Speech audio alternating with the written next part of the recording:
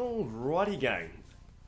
Here's a quick off-the-cuff podcast, if you will, about how fitness is evolving over time with the incremental steps that we're taking with technology and data.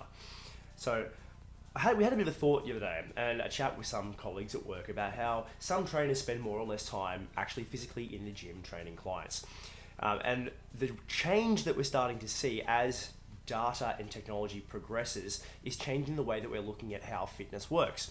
So the way I like to liken this is the way sort of entertainment has changed. So back when, let's say 20 years ago, back when I was a kid, we had VHS tapes. So things, you put in the, like, it's not a cassette tape, but the thing you'd put in the player, and you'd go to the movie store to rent movies, you'd watch TV series on TVs, you'd have one episode a week or whatever it happened to be. Nowadays, you've got Netflix, you can binge watch an entire series, you can hire your movies, documentaries, whatever.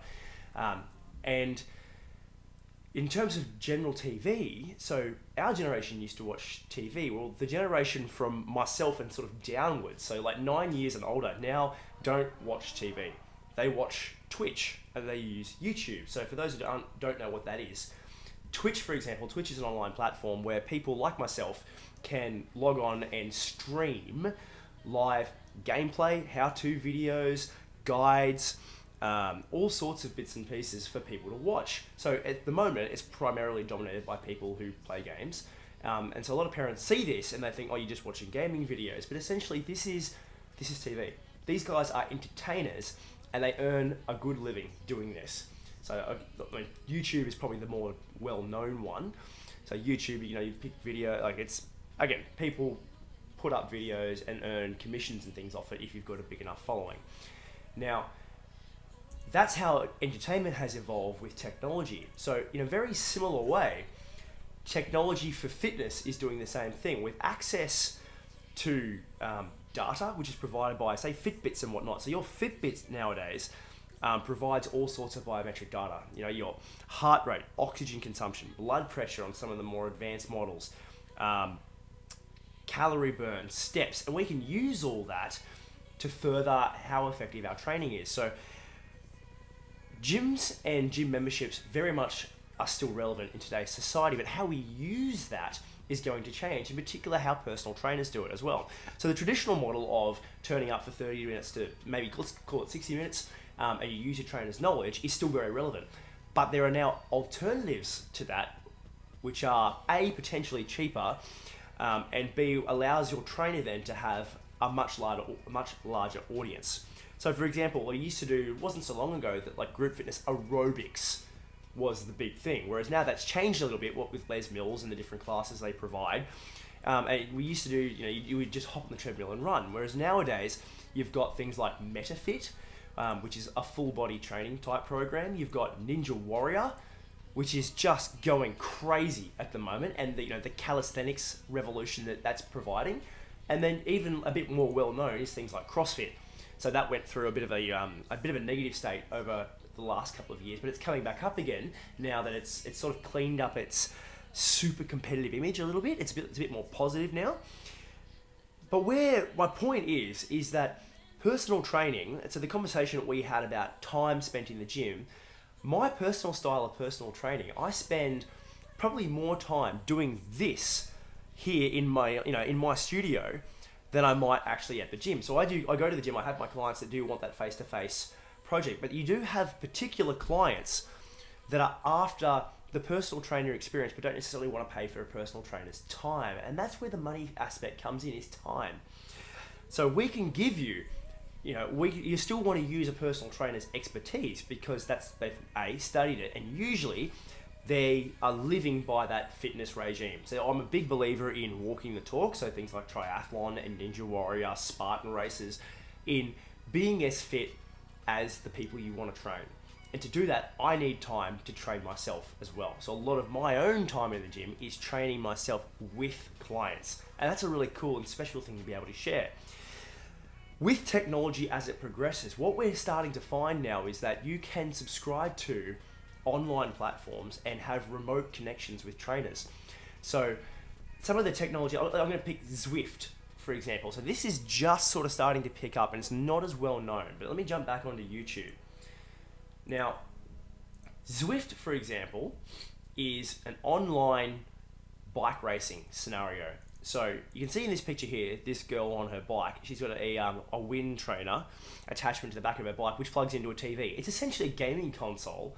And what it allows you to do is have a virtual race anywhere in the world against other people around the world. So the guy who's in here is from, I think it's off the top of my head, it's from,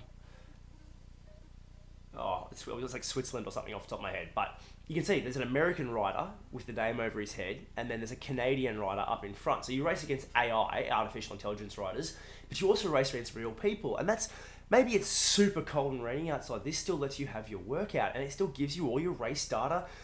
And I actually use that. So a lot of my clients, for example, are overseas-based clients. Now, I've never met these people. I've got a couple of them who are in Canada who are cyclists and triathletes, and they'll go for their ride, and they'll come back and upload their Fitbit data and their Garmin heart rate data and all the bike race Strava information for elevation and distance and maps. And I can look at that and say, cool, at X elevation, you were working this hard to achieve this result. And from that, I can give them back, one, a really involved, data precise clinical feedback on what they're actually achieving and how we can make it better. We can dial in and do a Skype face-to-face, as easy as literally, boom, like that. That's simple. And then also, just let that change back, I can provide it for them at a much cheaper rate because they don't need my face-to-face time. I don't have to drive to a facility necessarily to achieve that. Now, I still do really believe that the gym has a place, and you still need a facility to train in, but the way that you go about that, we can now be smarter with. So you can use things like remote coaching, like I just explained. You can do things like, maybe you've got the motivation to train yourself, but maybe perhaps not the knowledge to achieve a specific result. Maybe you want to go down the Ninja Warrior path and get into the calisthenics, or maybe you want to start to hit that triathlon and you need some specialist knowledge. You can look at online programs. Or maybe you just want to do just general fitness. So what the modern technology has allowed us to do, so something I offer, for example, and this is no secret, but I have an online program. So let me just pull up, my website. I've got an online program. Each and every week I put out 2 programs for $3. It's an automatic subscription. It's based on a secure online platform called Patreon. And people can subscribe to that. And each and every week you get 2 programs. And you only pay for it if I put those programs out. If I don't do it, you don't pay. How I can afford to do that and why that's worthwhile for me is, I'm going to pull it up here, so just so you can see that I'm not BSing. This is my workout library. So this has been going for more than a year now. And you can see there is an absolute bucket load of programs in here. So people who have been on it for a year, and there's quite a few of them, have got access to all of those, which is pretty cool. So it means you can go back, not only are you getting new programs, but you can go back to your favorite ones and see how you're progressing. I can afford to do this because with a big enough client base, $3 a week very much makes it worth my time. But for you guys, $3, you can't buy coffee for $3 nowadays.